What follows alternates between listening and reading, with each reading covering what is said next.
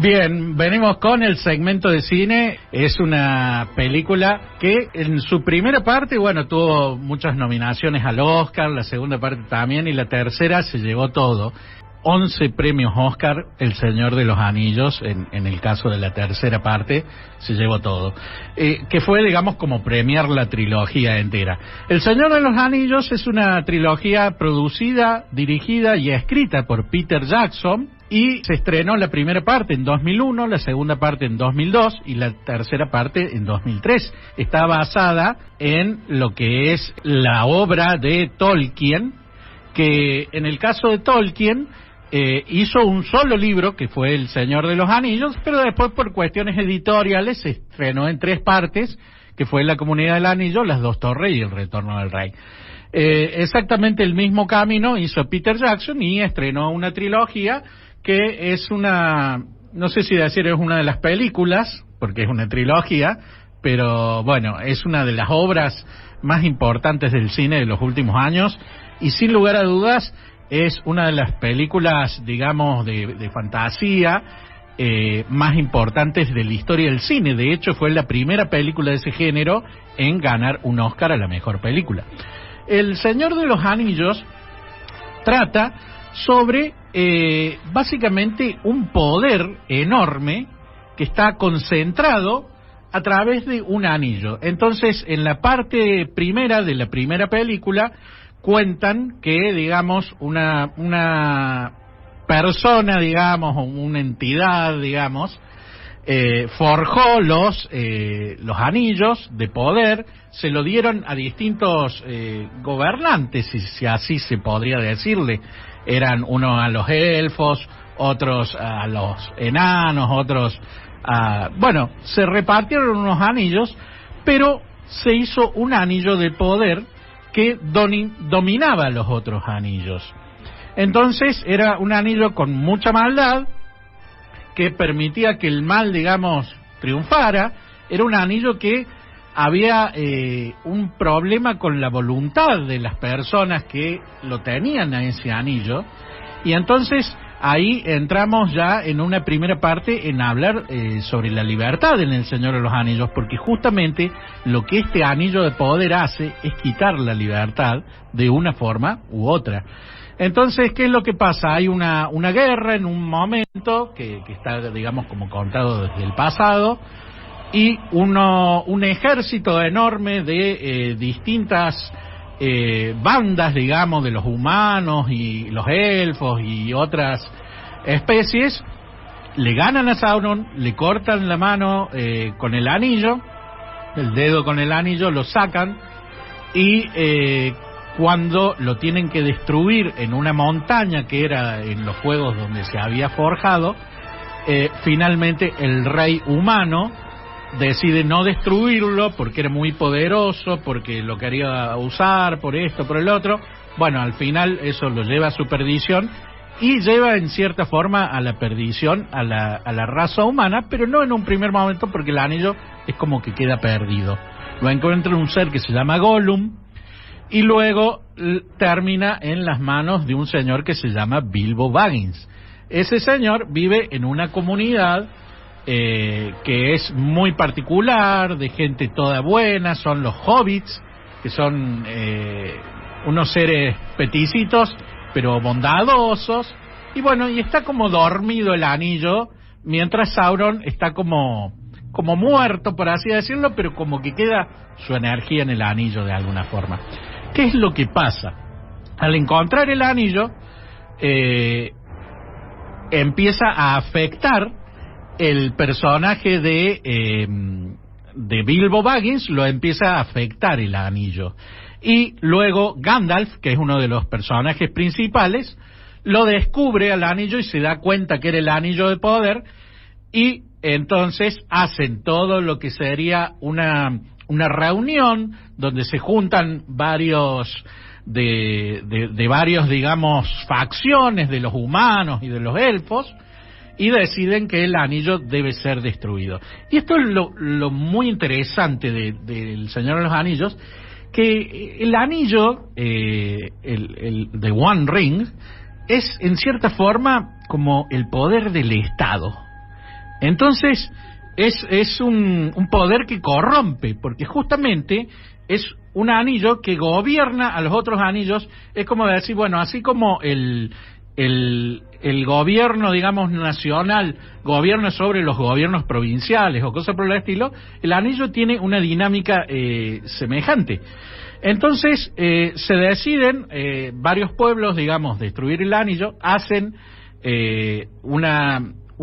la comunidad del anillo, digamos, que es un grupo de gente que se dedica a llevarlo hasta este monte donde hay que destruirlo, y bueno, obviamente van caminando y hay una serie de aventuras y de problemas y de enfrentamientos diversos ahí cuando van hacia la destrucción del anillo.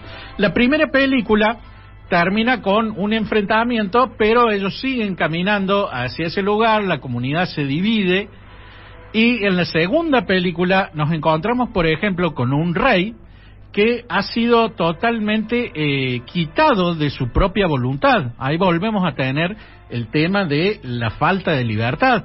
Y este rey estaba, digamos, este reino estaba gobernado por fuerzas oscuras, lo que el rey estaba como en este estado de falta de libertad.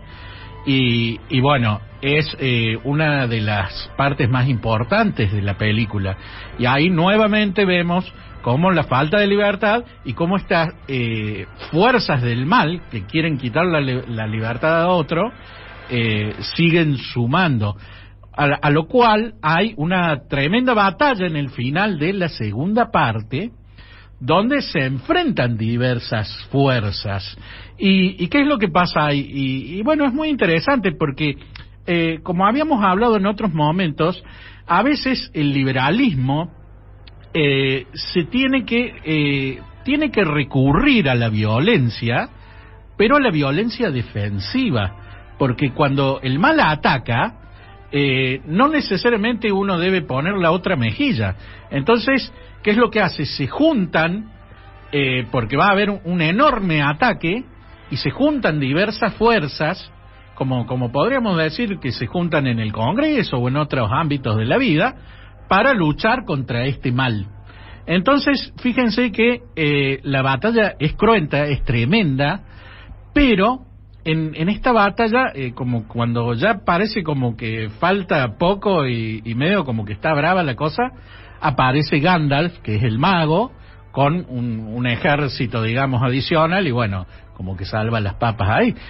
Que son cosas que, fíjense, que han pasado en la historia mundial, y también en la historia argentina, como por ejemplo en la 125, cuando estaba ahí que todo parecía perdido y de pronto un voto salvador trajo paz al país, o cosas por el estilo.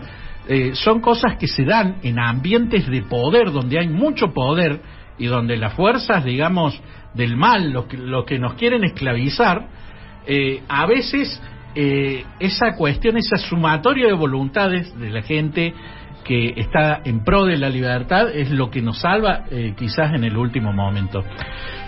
Pasando ya a la tercera película, vemos que los personajes siguen ese recorrido y ya tienen que hacer una alianza más grande aún, que es muchas veces nos preguntamos, bueno, ¿con quién hay que aliarse, por ejemplo, para derrotar el kirchnerismo? Bueno, hay que aliarse con todos, básicamente. Inclusive se llegan a aliar contra un ejército de muertos en la tercera parte. Entonces, nos vemos... hablando de la Unión Cívica Radical. El que sea. Bueno. Che, tengo una preguntita que capaz que la quiere responder o no, o se la dejamos la audiencia. A ver. Ya que los anillos que habían eran para los enanos, los elfos y los hombres, y el que destruye el anillo... No digas porque estamos... Bueno, lo vamos a hacer sin spoiler. Bueno, el que le dan el anillo en la primera película, enviado, es un hobbit, de ojos celestes, medio despeinado. O sea, el único que no tiene un anillo, ¿podría ser un Milei? Y podría ser. Bueno, sigo con el análisis y después hacemos los comentarios. Entonces, ¿qué es lo que pasa? Justamente, ese era uno de los puntos que decimos, bueno, tenemos una comunidad, tenemos un ejército, pero también hay una persona que tiene esa misión, sobre la cual recae un poco todo el peso del mundo, que podría ser un Milei o podría ser vaya a saber quién o quién salga, que muchas veces en espacios de otros países, en cuestiones cuando ya se estaba todo yendo a cualquier lado, aparece una persona que es la que genera esa cuestión. Pero he aquí el problema, porque nosotros los liberales podemos ser muy morales, pero cuando nos ponemos el anillo del poder, el día que vengan con una valija repleta de dólares, o el día que vengan y digamos, bueno, me tomo 1% de coima de algún lado, ¿nos vamos a poder resistir? Y ahí justamente está una parte fundamental de la película, que por más bueno que sea, inclusive el Hobbit, que es primero Bilbo y después Frodo, son afectados por el anillo, porque es demasiado el poder. Por eso es que justamente hay que destruirlo ese poder, porque ningún humano puede tenerlo de por sí. Entonces, ni ningún hobbit, ni ningún nada. Entonces, es justamente como el poder del Estado, es un poder tan enorme, es un poder tan poderoso, es una cosa tan terrible que es imposible no corromperse. Entonces, por eso, por ejemplo, el Estado, dentro del Estado, tiene diversas instituciones para controlar a los poderes. No sirven de mucho, pero por lo menos en el concepto están. Entonces, ¿qué es lo que hace el anarcocapitalista?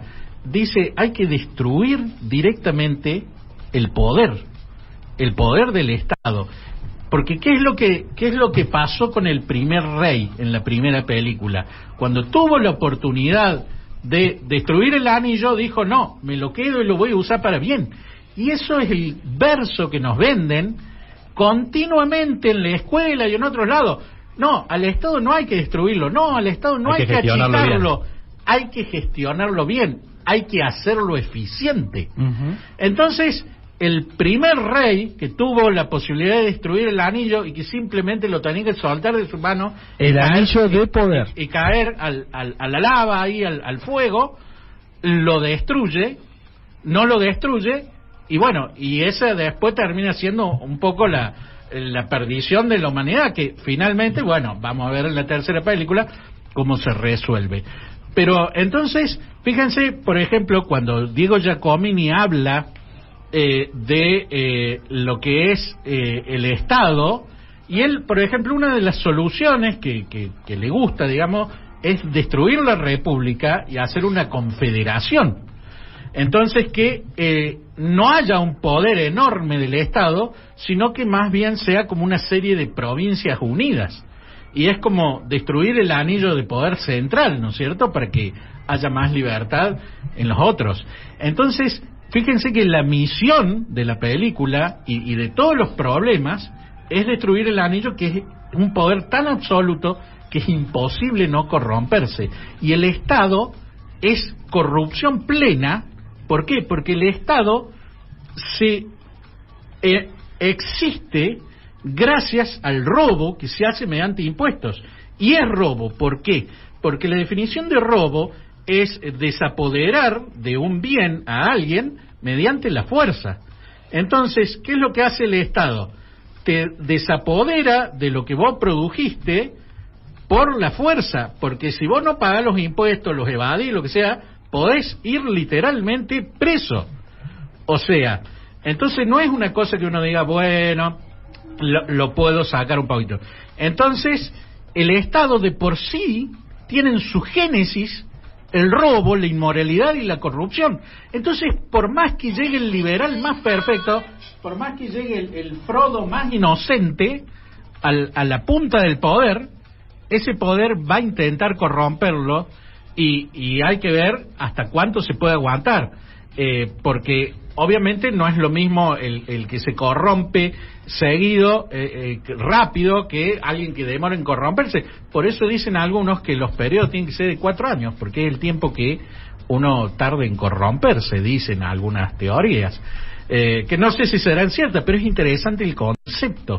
Entonces fíjense cómo el Señor de los Anillos, en su análisis de poder, en su análisis de los problemas que trae, de la corrupción que trae y de la sumatoria del poder, como hace una alegoría bastante interesante para, en beneficio de la libertad humana y de que hay cosas que son, digamos, inmanejables, entonces deben ser destruidas. Ese es el Señor de los Anillos.